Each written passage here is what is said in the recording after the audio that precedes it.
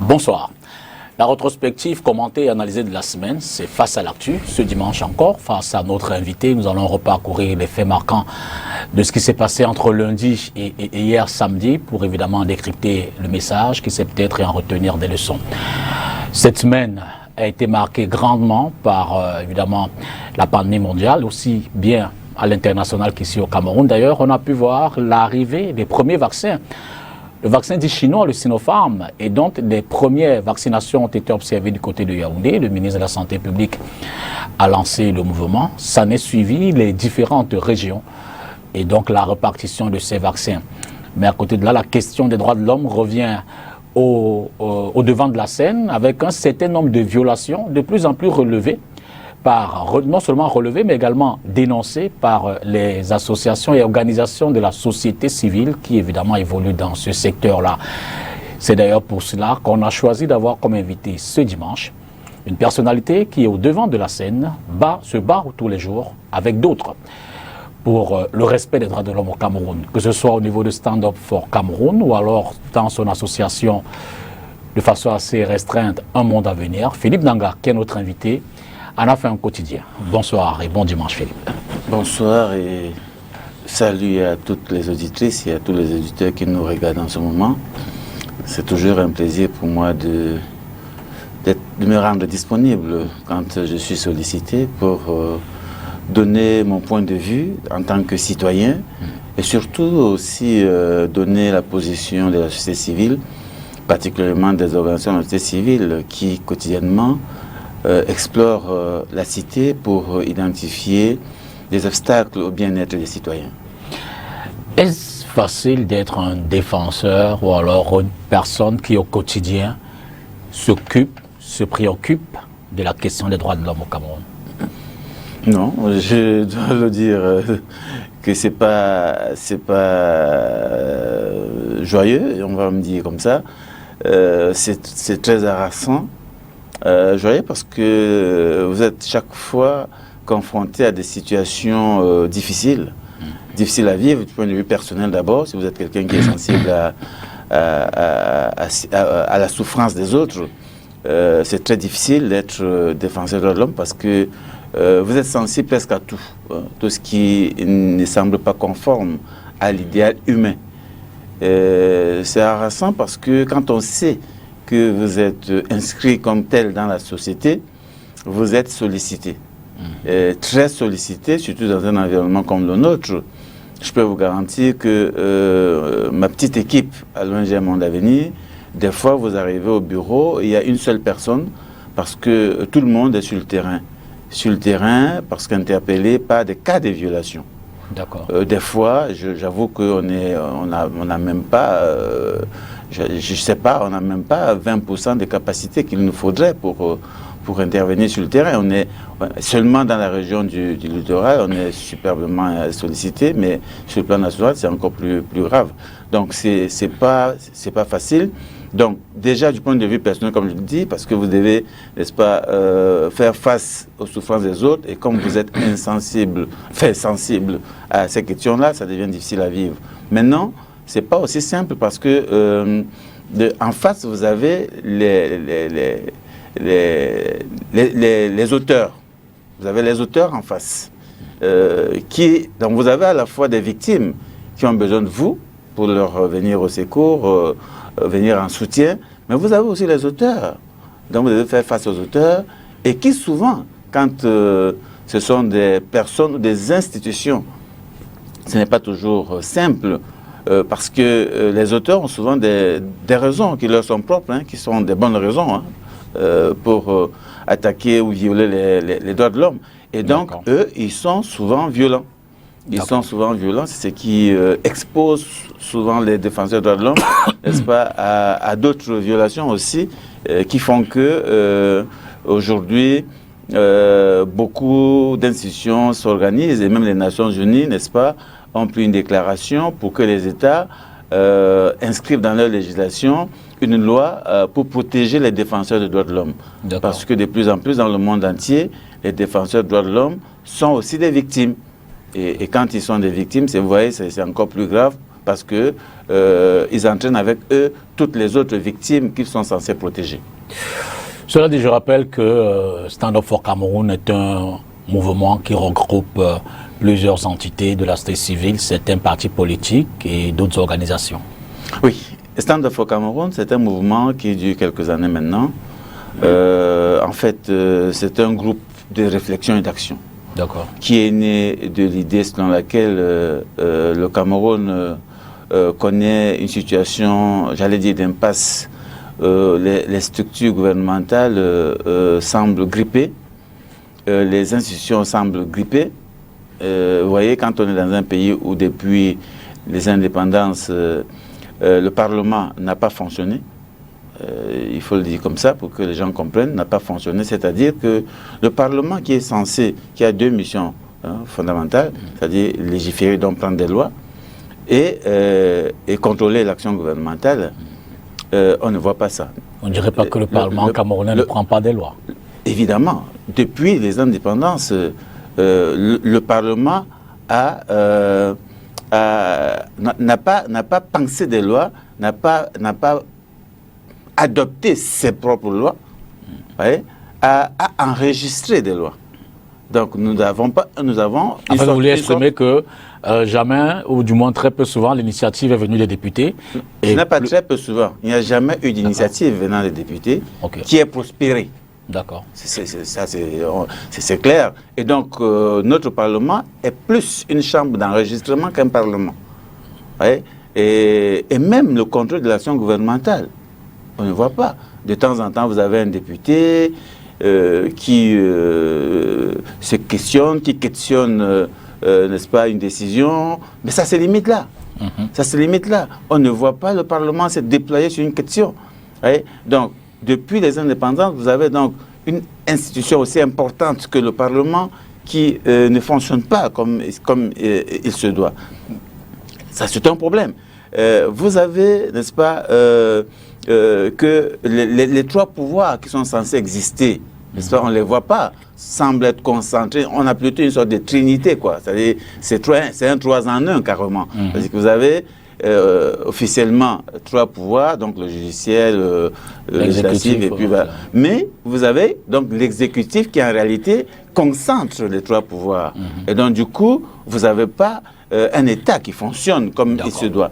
Et face à un tel constat, nous autres acteurs politiques, associatifs et des universitaires avons estimé que alors il est important, si nous devons sortir de là, il est important qu'on s'arrête, qu'on repense le système de gouvernance du Cameroun. Et donc, qu'on mette à plat nos institutions et qu'on questionne ces institutions-là et qu'on réécrive, qu'on repense, comme je l'ai dit, nos institutions et qu'on reparte de bonnes bases. Et cette bonne base va nous permettre, n'est-ce pas, de reconstruire, n'est-ce pas, notre pays et aussi, surtout, n'est-ce pas, le système de dévolution de pouvoir qui est à la base de tout. Parce que les Camerounais méritent quand même d'avoir des élus qu'ils désirent et qu'ils souhaitent et qu'ils ont décidé, n'est-ce pas, d'avoir. Et donc, c'est de cette réflexion qu'est né Stand Up for Cameroun, qui s'est dit, il faut qu'on mette à plat nos institutions, qu'on réfléchisse à les repenser. Et ça, donc, ça a été appelé une transition politique. Donc, on s'est mis d'accord qu'il faut ce que nous appelons une transition politique. Donc, un moment où on va se dire, c'est pas qui doit être président, qui doit être ministre, non. C'est comment on fait pour qu'au sortir de cette phase, on ait des institutions qui fonctionnent. C'est ça un peu la transition politique qui est voulue, qui est pensée par le mouvement Stand Up for Cameroun. Je vous suggère de prendre le premier stop de cette émission. On va largement et grandement revenir donc sur le rapport du mois de mars 2021 qui a été publié, on l'a dit, il y a presque une semaine ou un peu plus, sensiblement 10 jours. Reportage. Kidnapping, arrestations arbitraires, détentions illégales sont entre autres faits relevés au Cameroun. Ceux-ci traduisent une situation des droits de l'homme préoccupante dans notre pays. Avec des chiffres, on a assisté par exemple au mois de janvier à 59 décès dans le cadre des violations des droits de l'homme, à 43 dans le cas des violations pour le mois de février et au moins 100 décès pour le compte du mois de mars. Je crois que la situation va de mal en pire. Des ONG, sociétés civiles et autres citoyens camerounais réunis au sein de Stand Up for Cameroun ont mis sur pied un groupe de travail qui scrute le respect des droits de l'homme au Cameroun. Le groupe de travail Stand Up for Cameroun Human Rights Working Group a pour objectif, en premier, de collecter les informations de façon chiffrée pour en fin d'année en faire un rapport qui permettrait d'avoir un moyen de force pour pouvoir présenter à notre gouvernement et dire voilà la situation des droits de l'homme au Cameroun, quelles sont les mesures que vous pouvez prendre pour les rendre moins graves et quelles sont les méthodes que vous mettez sur pied pour diminuer le nombre que nous avons ici aujourd'hui. Le deuxième objectif du groupe de travail, c'est de mener des plaidoyers auprès du gouvernement, des organisations internationales, pour, en collaboration avec ce groupe de travail, travailler et présenter un document chiffré, quantitatif, et dire au gouvernement qu'on en a ras-le-bol de ces violations, de ces abus d'autorité, de ces arrestations arbitraires et détentions, de ces traitements inhumains et dégradants qui se vivent au quotidien dans notre pays. Et quelles sont les mesures, qu'est-ce qu'on peut faire pour que cette situation change? La présentation du rapport de mars 2021 a eu lieu ce 9 avril, ici à Douala, en présence du haut-commissaire du Canada au Cameroun, en transit dans la capitale économique. Il y a des défis dans tous les pays. La situation au Canada, c'est pas parfait. Et nous, on trouve que ce qui est remarquable dans la présentation ce matin, c'est que la source des abus contre les droits humains, ça vient d'un peu partout. Au NOSO, c'est et les groupes armés et l'État. À l'extrême nord, c'est surtout Boko Haram, mais il y a aussi des fois des excès des forces de l'ordre étatiques. Et pour un État, il y a toujours des défis. L'État a la responsabilité de maintenir l'ordre, mais il faut que ça se fait dans un cadre légal. Le groupe de travail entend présenter ces faits de violation des droits de l'homme de façon mensuelle pour un rapport annuel général en fin d'année. Philippe Nanga, pour comprendre un peu comment est-ce que ce résultat a été obtenu, quelle a été la méthodologie de travail? Comment est-ce que vous vous déployez?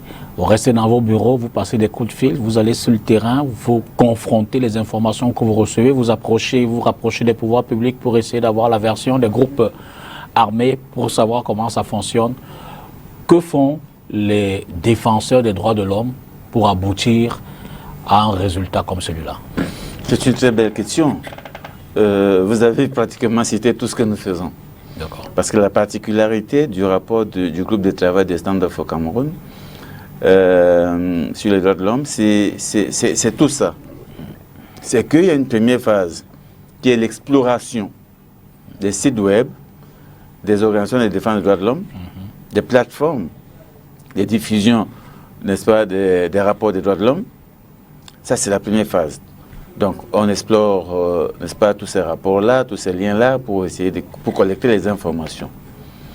Et la deuxième phase, c'est justement la confrontation, n'est-ce pas, de ces informations-là avec d'autres sources. Avec d'autres sources, n'est-ce pas, pour confirmer que l'information est juste ou pas, ou fiable. L'autre phase, c'est que les organisations membres de ce groupe de travail, notamment Un Monde à Venir, Reach Out, particulièrement ces deux organisations-là, qui sont les organisations de la société civile et qui défendent les droits de l'homme, agissent sur le terrain aussi en ce sens-là. C'est-à-dire Un Monde à Venir et Reach Out descendent sur le terrain quotidiennement pour explorer, pour suivre tout ce qui est violation des droits de l'homme. Et donc, ces informations sont également collectées, n'est-ce pas, dans le cadre de ce groupe de travail. Maintenant, nous sommes aussi en connexion avec d'autres organisations de défense des droits de l'homme, comme Nouveau Droits de l'Homme, comme Chanda de Maître Agbombala, comme Human Rights Watch. Avec ces organisations-là aussi, nous communiquons, n'est-ce pas, pour collecter les informations sur les violations des droits de l'homme. D'accord. Alors, Maintenant, il faut savoir que nous faisons toujours des croisements. C'est-à-dire même quand on a une information d'une source dite fiable, ça ne nous empêche pas de nous rassurer, n'est-ce pas, de la véracité de l'information en recherchant d'autres sources ou en allant carrément sur le terrain. Ça, on le fait. Voilà un peu comment nous travaillons. Et c'est le résultat de toute cette phase de collecte, des traitements, d'analyse, de confrontation, n'est-ce pas, des informations qui nous permettent, n'est-ce pas, de retenir un certain nombre d'informations. Vous allez voir que quand nous donnons des informations sur le nombre de morts, le nombre d'exactions, nous disons toujours au moins. D'accord. Parce que si nous avons dit qu'il y a eu 100 morts, c'est au moins 100 morts. Parce que nous avons recoupé les informations, nous avons vérifié les informations qui nous permettent de confirmer qu'il y a au moins 100 morts. D'accord. Donc il peut en avoir plus. Donc voilà un peu comment nous travaillons. Maintenant, nous avons une dernière phase qui rentre dans une autre phase qui est en fait la phase de plaidoyer, mais qui est aussi une phase qui nous permet de confronter les informations.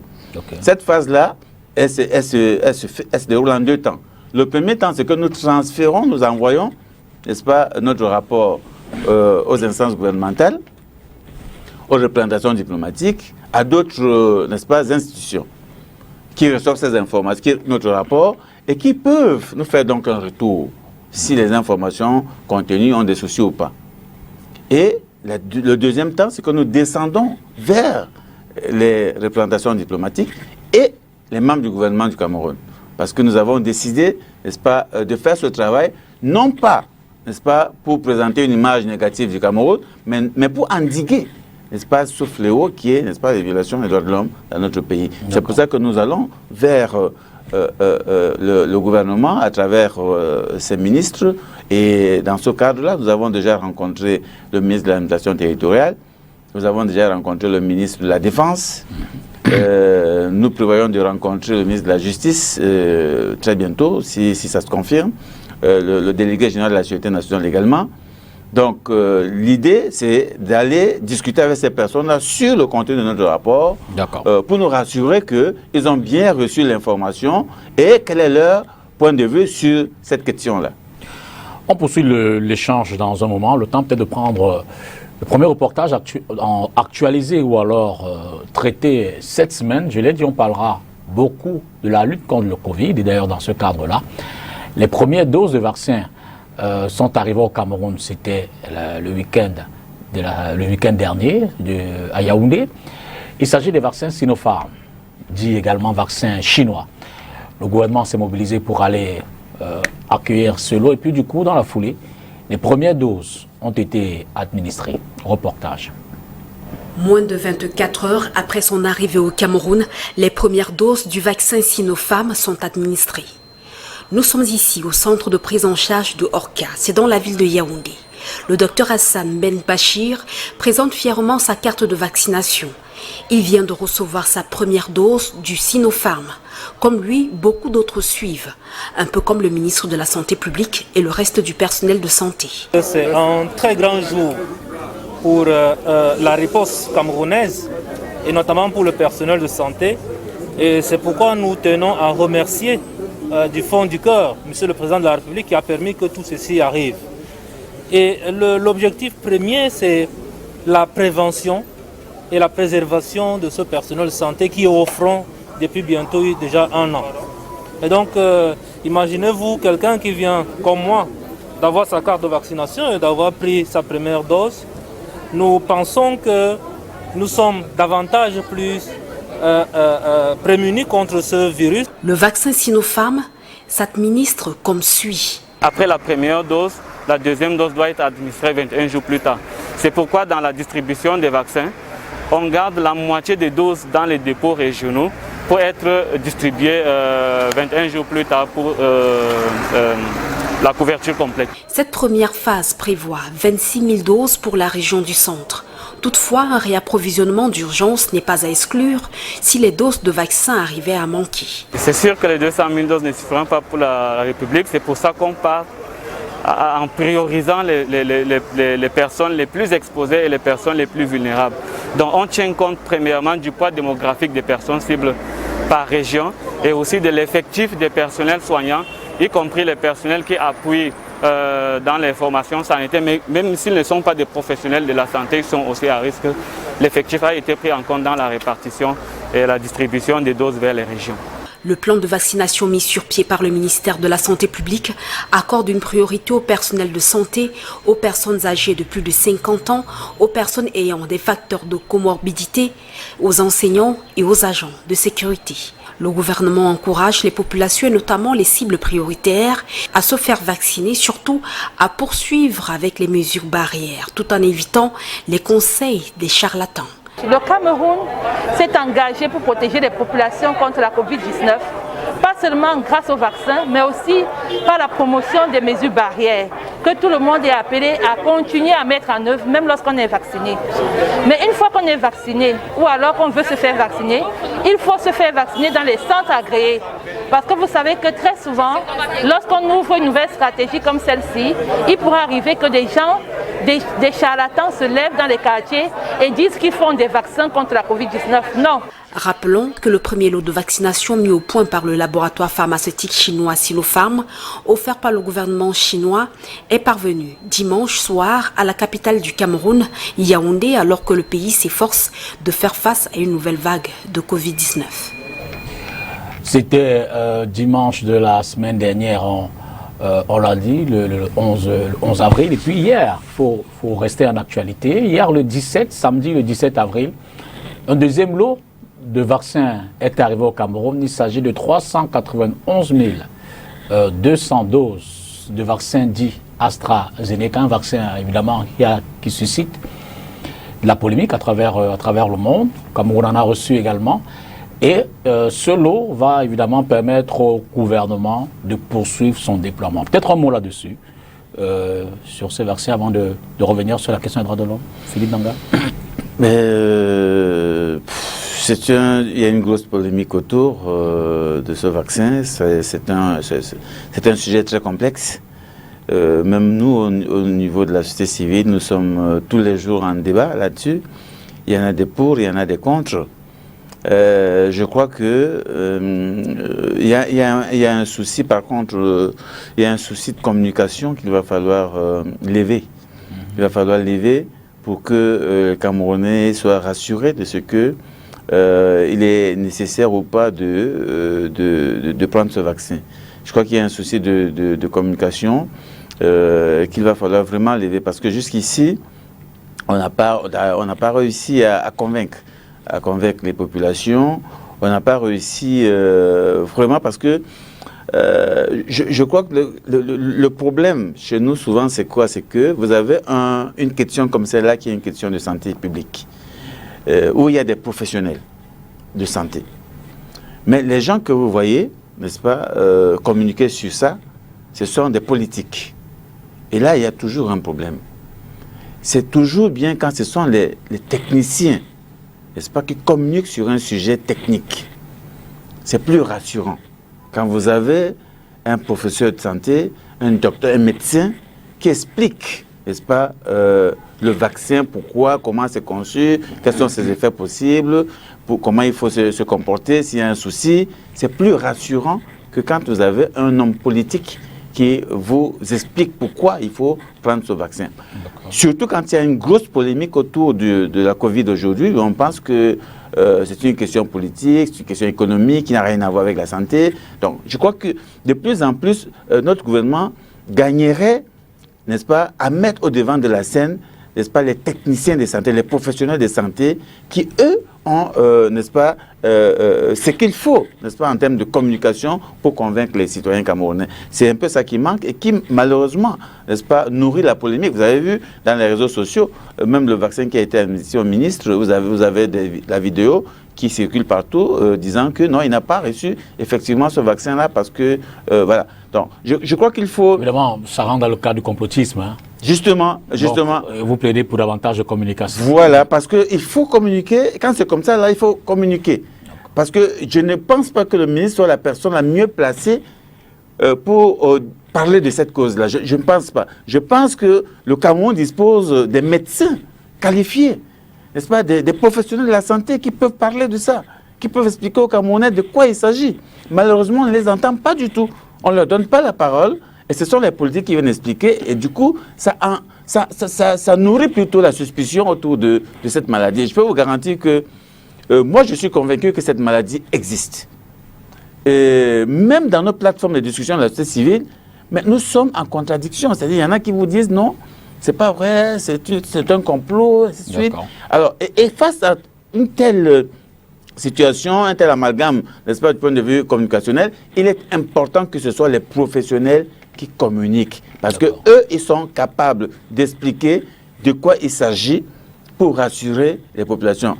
J'ai vu des images qui circulent là, comme quoi il y a, ça doit être l'hôpital à Cantini où on appelait les médecins. Non, mais c'était rapidement démenti par d'autres images également. Bon, voilà, vous voyez qu'il faut que les professionnels s'expriment.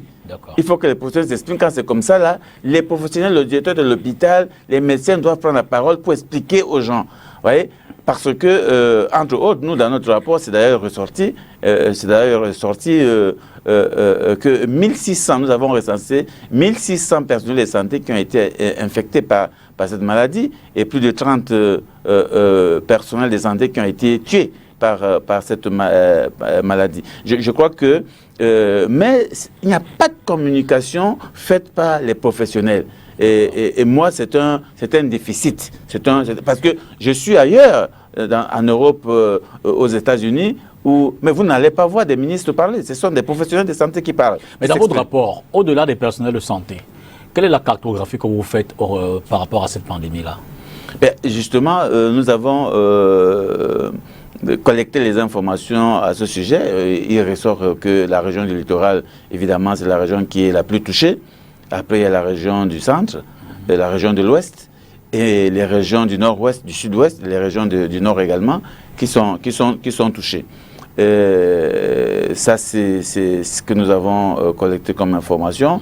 Comme je l'ai dit, sur le plan national, il y a plus de 1600 personnels de santé qui ont été infectés et plus de 30 personnels de santé qui ont été tués. Bon, maintenant, le mois de mars, au mois de mars, les informations que nous avons reçues, justement, font état d'une recrudescence de cette maladie-là, d'une augmentation du nombre de personnes infectées, n'est-ce pas, par cette maladie, et du nombre de personnes tuées.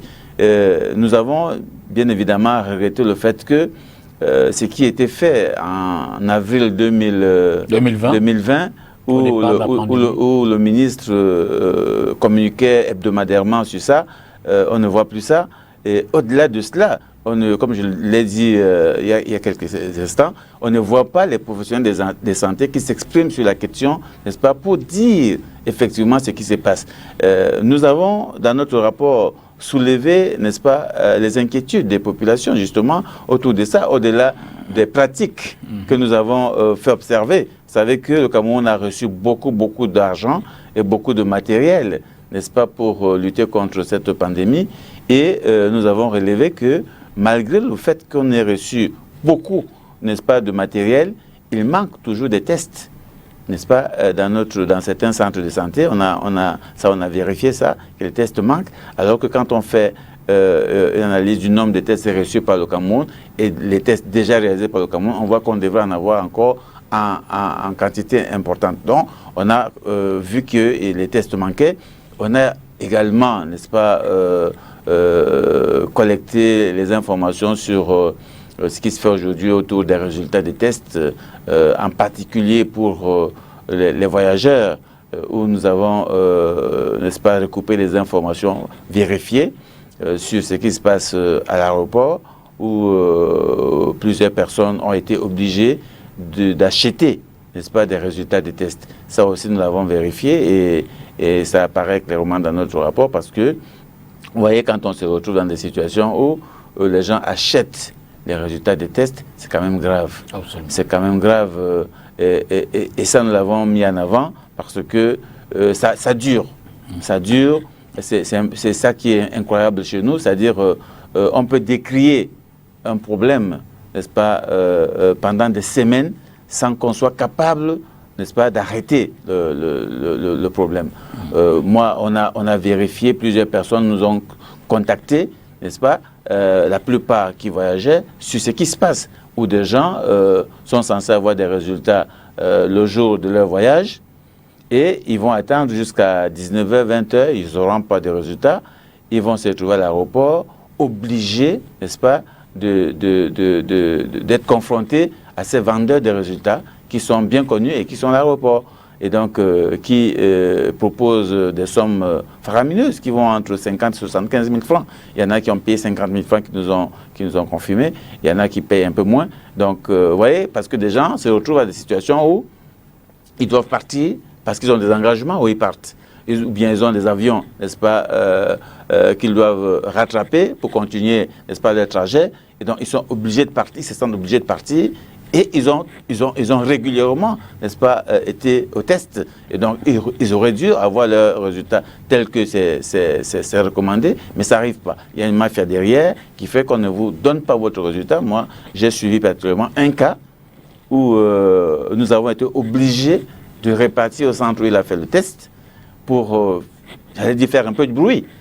Et finalement, il a obtenu son résultat avant de partir à l'aéroport. Parce que je lui ai dit à cette personne-là, si tu vas à l'aéroport, rien à faire, tu vas être obligé de débourser de l'argent parce que tu n'auras pas de résultat. Et donc, ça nous a montré que les résultats sont disponibles, mais il est fait exprès de ne pas les mettre à disposition, n'est-ce pas, des personnes pour qu'arrivés à l'aéroport, ils se sentent obligés de débourser de l'argent pour avoir un résultat et pouvoir voyager. Et ça, quand même, c'est des choses qu'il faut dénoncer avec beaucoup de rigueur. Deuxième série de reportages, la présentation du vaccin Sinopharm, reçu par le Cameroun, je l'ai dit la semaine dernière, du côté de Yaoundé. Nos reporters en ont dit un mot. Suivez plutôt. Le vaccin anti-Covid-19 du laboratoire chinois Sinopharm a fait ses preuves, assure le groupe stratégique consultatif d'experts sur la vaccination de l'Organisation mondiale de la santé. Ces experts chargés de formuler des recommandations en matière de vaccination indiquent en fin mars que ce vaccin chinois qui a déposé une demande d'homologation devant l'OMS a démontré sa sûreté et sa bonne efficacité contre le Covid-19 lorsque le malade présente des symptômes. Cependant, il manque des données. En ce qui concerne les personnes âgées et les personnes souffrant d'autres maladies, ont-ils toutefois nuancé, et d'ajouter, une fois qu'ils auront été introduits, des études sur l'efficacité et la sécurité de ce vaccin seront nécessaires pour évaluer ses effets sur ces sous-populations. Les décisions de l'OMS concernant les demandes d'homologation déposées par Sinopharm restent encore attendues. Il faut rappeler que l'homologation par l'OMS au titre de la procédure pour les situations d'urgence permet aux pays d'accélérer leur propre procédure d'approbation réglementaire pour importer et administrer le vaccin. Il faut dire que le 31 décembre 2020, l'OMS a accordé sa première homologation d'urgence au vaccin anti-Covid et Pfizer-BioNTech.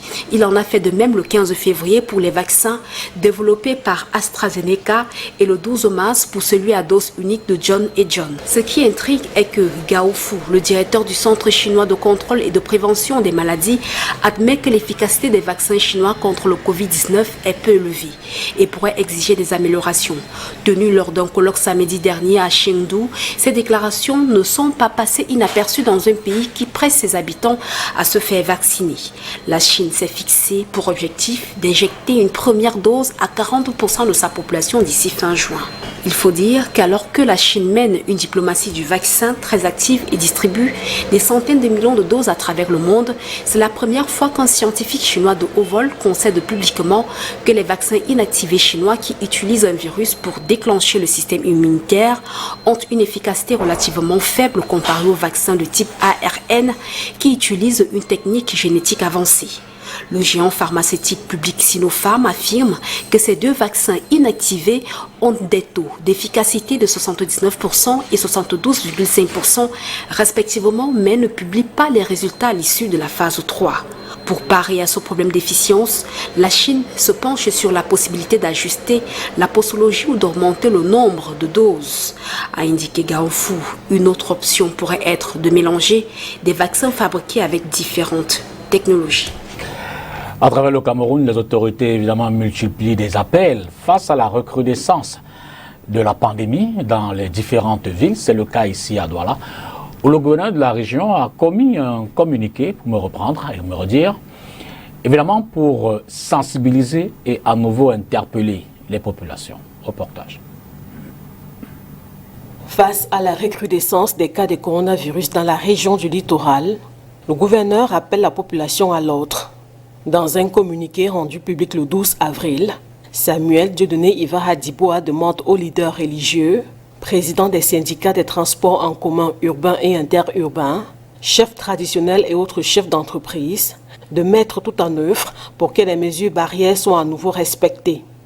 Il s'agit notamment des mesures de distanciation physique, du lavage des mains et du port systématique du masque dans leurs différentes communautés. Et en cette période de reprise des classes pour le compte du 3e trimestre, le gouverneur du littoral demande également aux responsables des établissements scolaires de s'assurer que les mesures barrières soient appliquées. Des missions de contrôle inopinées seront effectuées dans les communautés cibles dans les prochains jours, annonce le gouverneur du littoral. Regardez très bien. Vous disiez que vous avez souvent interpellé ou alors rencontré les autorités, les pouvoirs publics, lorsque vous remontez les informations et constatez éventuellement qu'il y a des dérives. Est-ce qu'elles sont à votre écoute? Vous facilitez-elles la tâche? Vous écoutez-elles? Comment réagissent-elles?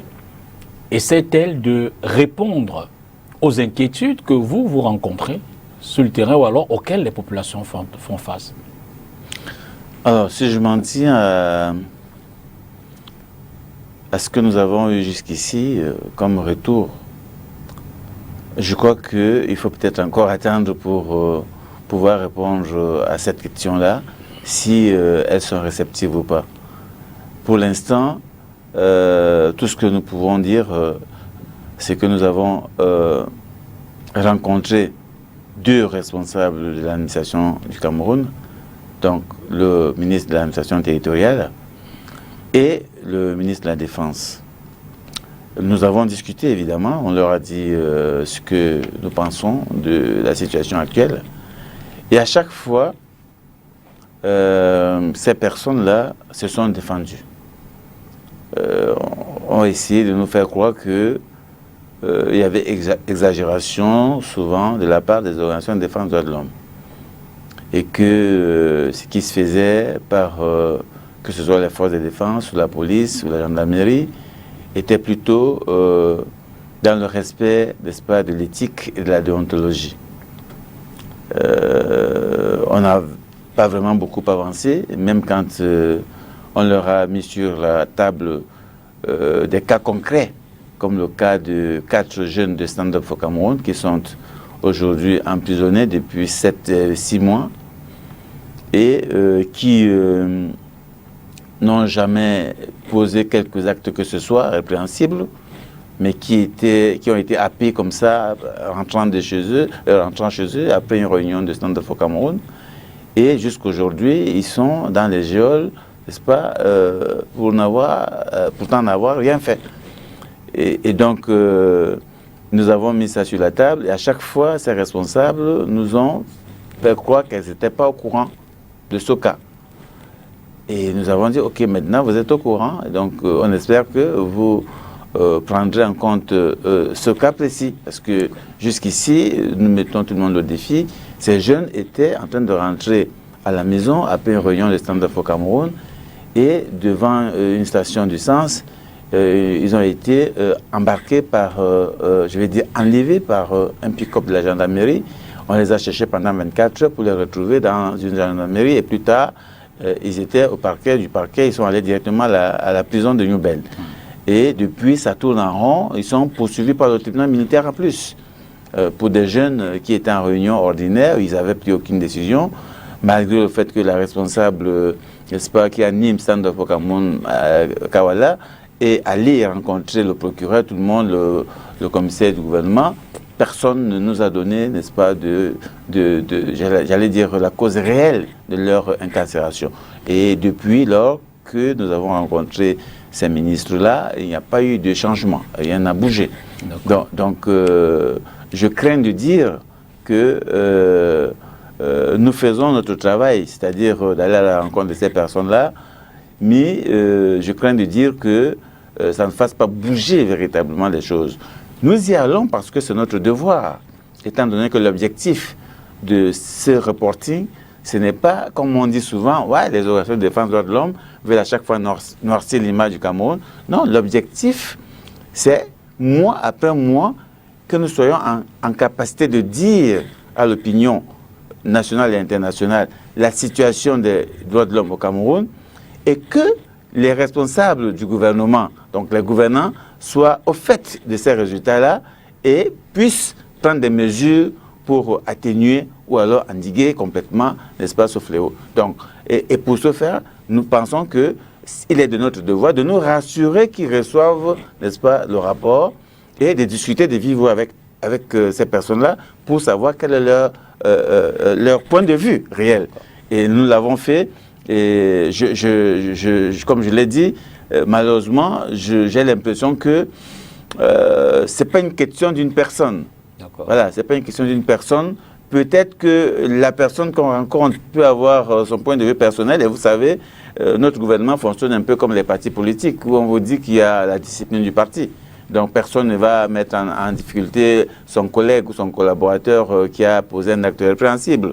Vous avez vu quand c'est arrivé qu'il y ait des preuves qu'une exaction a été commise par l'armée, ça a toujours été difficile pour l'armée, en fin de compte, de sanctionner, de l'accepter. Justement, quels sont les types de violations récurrentes que vous rencontrez souvent, que ce soit sur les théâtres de crise, le nord-ouest, le sud-ouest, ou l'extrême nord avec Boko Haram, ou alors dans des zones relativement de sérénité?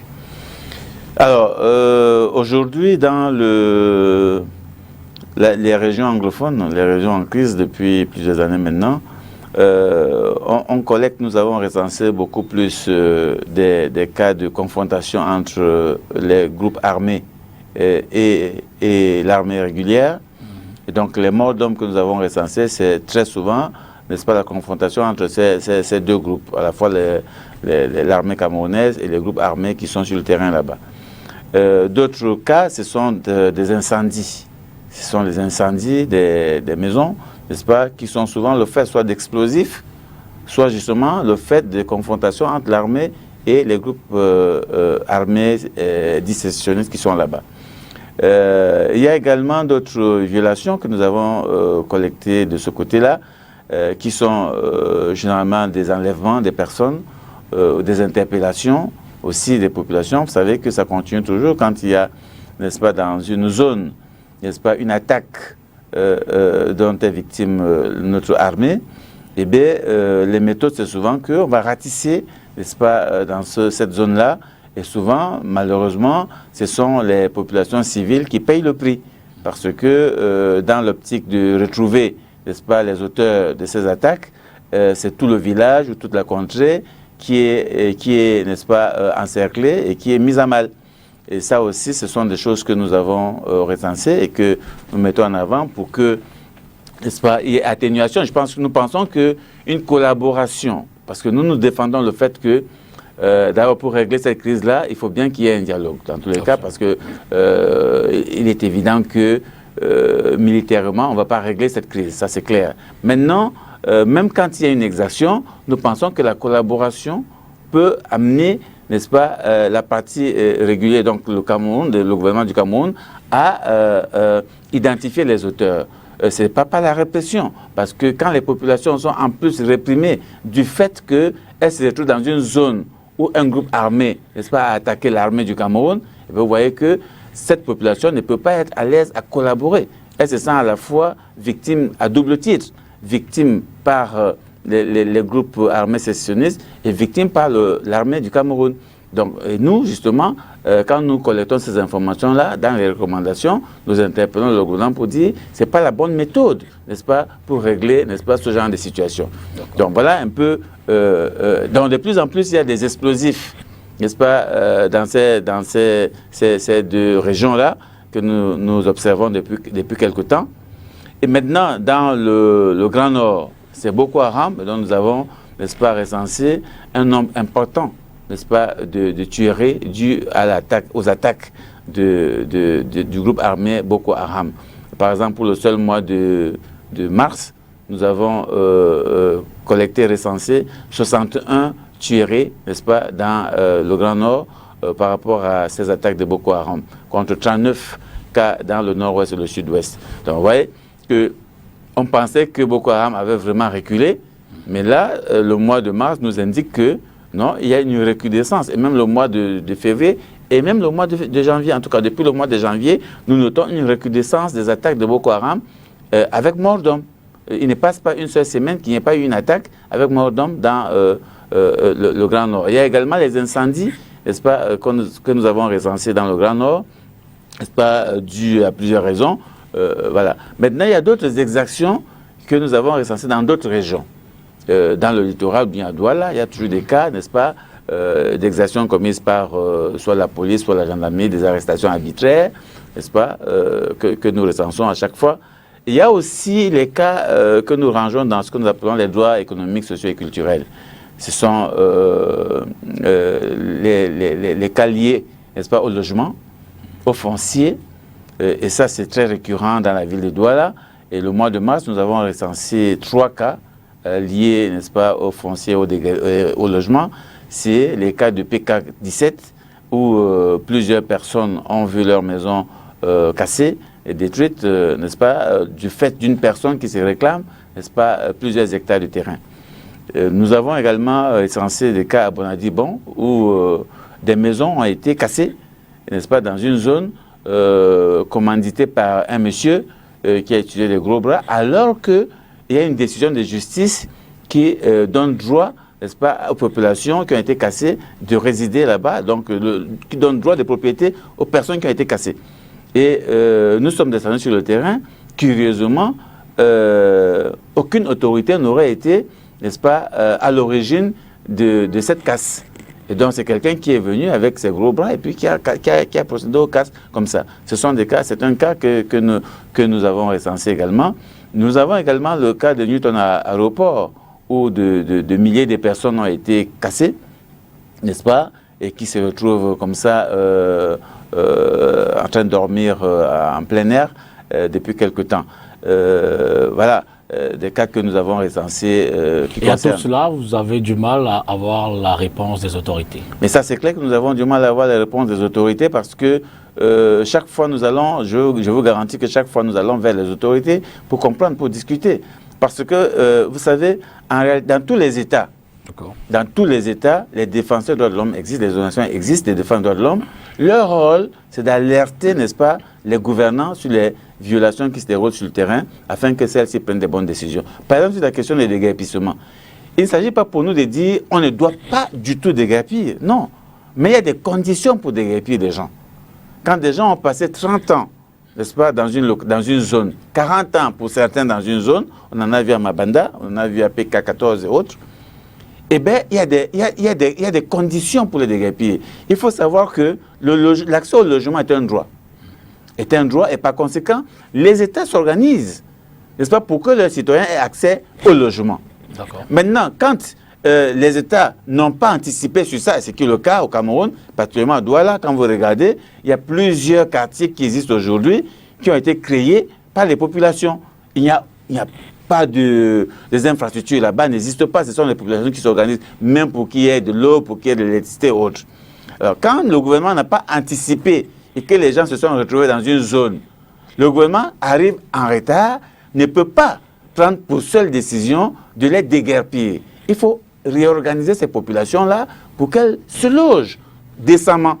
C'est ça le rôle. Même quand un quartier n'est pas viable et que les gens se sont construits dans cette zone-là, on en a vu ailleurs. Moi, j'ai des expériences, n'est-ce pas, au Sénégal ou au Mali, où, n'est-ce pas, des organisations de la société civile se sont organisées avec l'État, avec le gouvernement, pour viabiliser un quartier qui était auparavant non habitable. On a trouvé des moyens, des ressources pour que le quartier soit viabilisé et que les gens puissent y habiter.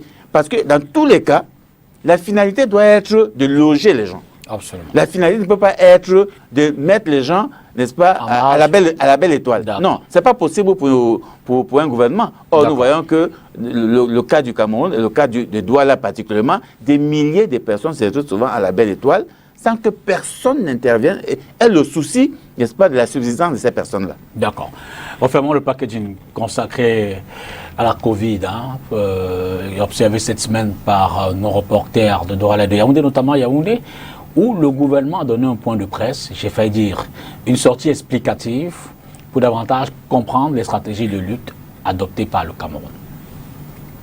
En dépit du fait que certains membres du gouvernement se soient fait administrer en mondovision le vaccin anti-coronavirus Sinopharm, de nombreux citoyens camerounais restent campés sur leur position. Ils ne sont pas intéressés par ce vaccin chinois. D'ailleurs, ils restent très sceptiques.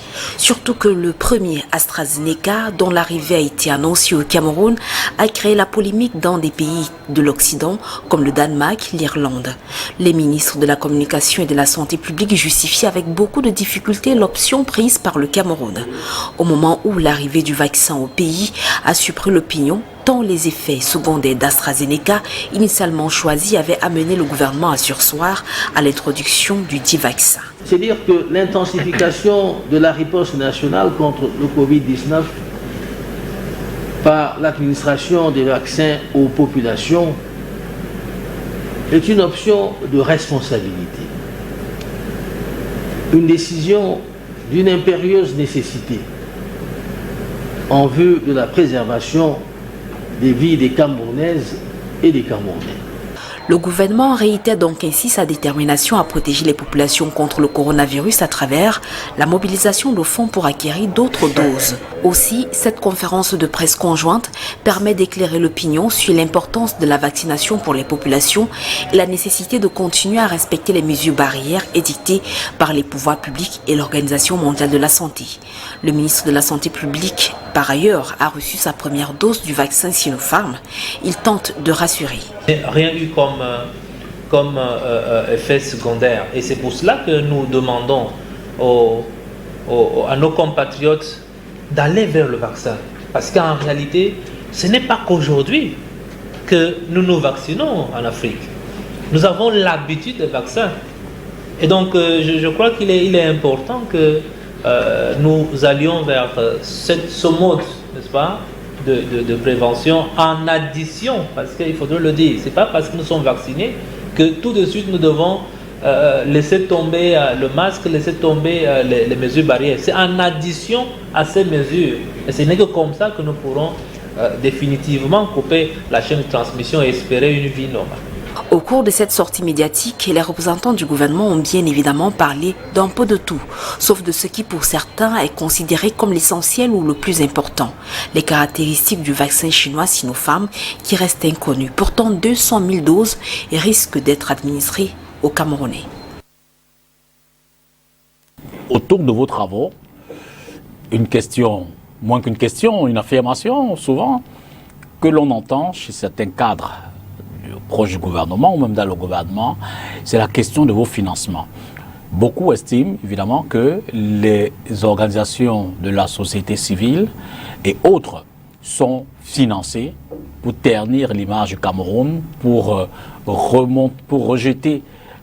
projeter une image négative. Et d'ailleurs, certains estiment que plus on en dit du mal, plus la cagnotte est assez élevée. Comment se finance tout cela ?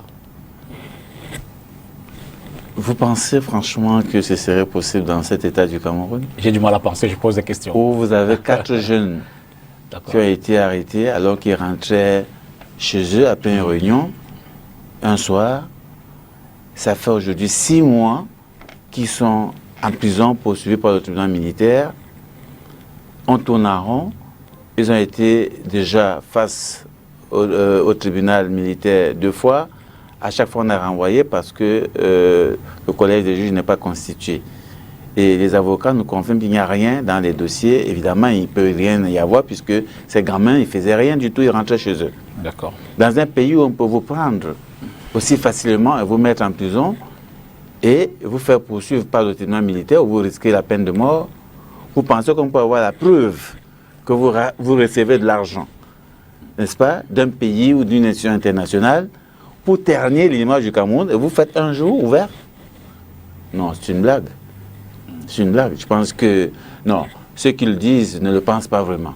Je ne le pense pas vraiment parce que soit vous ne connaissez pas le Cameroun. Le jour où le ministre Atangandji est au courant que Philippe Nangaï Monde Avenir a reçu un seul franc d'une institution internationale, n'est-ce pas, dans le but de ternir l'image du Cameroun, on va fermer. D'accord. Ça c'est clair qu'on va fermer. Donc maintenant, il faut que les Camerounais soient au courant comment on finance les organisations de la société civile au Cameroun. Absolument. Alors, un pays et une institution comme l'Union européenne, par exemple, ils ont ce qu'ils appellent le plan indicatif national, c'est-à-dire qu'ils soumettent au Cameroun un projet qui comporte des lignes sur lesquelles ils souhaitent travailler. Et il va y avoir une discussion, n'est-ce pas, avec le gouvernement du Cameroun pour retenir les différentes lignes, ça veut dire les axes sur lesquels, n'est-ce pas, l'Union européenne peut intervenir au Cameroun. D'accord. Depuis quelque temps, on associe également la société civile à cette démarche-là. Avant, nous n'étions même pas associés. C'est-à-dire que l'Union européenne discutait avec le gouvernement. Décidait, et puis, voilà, et puis nous, voilà. Après, ils lançaient ce qu'ils appellent les appels à projets. Nous soumettons nos projets. Et puis, si votre projet est retenu, vous êtes financé. En réalité, aucun financement ne peut être... aucune organisation ne peut bénéficier d'un financement sans que l'État du Cameroun soit informé, soit au courant. Pour finir, maintenant, quelles sont les recommandations à l'issue notamment du rapport de mars 2021 qui ont été faites pour cesser ces violations que vous avez constatées et davantage améliorer le cadre des droits de l'homme? Oui, pour finir, je vais quand même conclure pour dire que les financements des organisations comme les nôtres sont connus. Si vous participez à nos activités, vous allez voir que nous présentons toujours le montant du financement, l'organisme financier, ainsi de suite. Ça, c'est clair, c'est toujours fait au cours de nos activités. Maintenant, nous avons fait plusieurs recommandations, n'est-ce pas, qui sont à la fois à l'endroit du gouvernement du Cameroun, des recommandations à l'endroit, n'est-ce pas, des groupes armés sécessionnistes, des recommandations à l'endroit de la société civile et même des politiques. Au gouvernement camerounais, c'est les mêmes recommandations tout le temps. C'est-à-dire qu'il faut s'ouvrir à un dialogue, n'est-ce pas, pour régler la question de la crise anglophone. Aujourd'hui, il y a une nécessité impérieuse de s'ouvrir à un dialogue inclusif, n'est-ce pas, au cours duquel on devra trouver des solutions politiques. Nous avons également fait des recommandations qui visent, n'est-ce pas, à ce que le gouvernement renforce davantage les capacités de nos forces armées, la police et même de la gendarmerie sur les questions des droits de l'homme. Parce que nous constatons que des fois sur le terrain, ils commettent des exactions, peut-être parce qu'ils sont ignorants, n'est-ce pas, des engagements du Cameroun concernant les violations des droits de l'homme. Ça, c'est aussi important. Nous avons également fait des recommandations, n'est-ce pas, qui visent à ce que le gouvernement s'ouvre à des discussions avec d'autres acteurs politiques et des acteurs associatifs. Parce que les questions qui se posent dans notre pays concernent l'ensemble des citoyens et nécessitent que les acteurs se parlent pour pouvoir trouver des solutions.